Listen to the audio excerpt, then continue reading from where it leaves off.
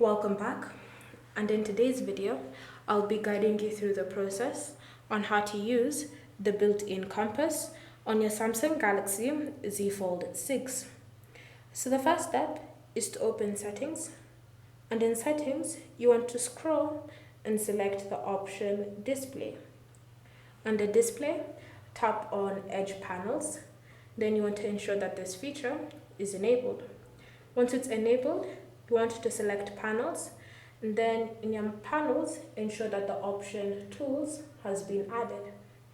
If it hasn't been added, just tap on the check, and then it will be added onto the edge panels. Once it's been added, you can now go back to the home screen. So from here, you want to bring up the edge panels, then you want to keep swiping until you get to the one labeled tools.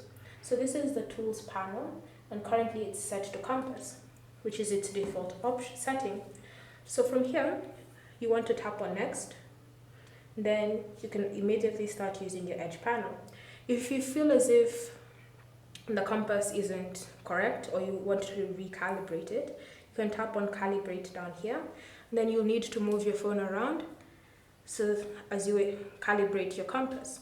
So now whenever you point in a certain direction, you should see your compass changing to suit wherever it is you're pointing. So currently I'm pointing east, but if I move this way, then I'm pointing south.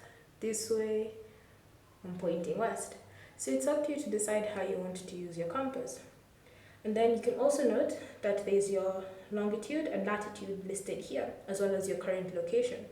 So when you're setting up your compass, you also may need to give access to your location. Thank you for watching. If you have any questions or comments, leave them down below and we'll get back to you.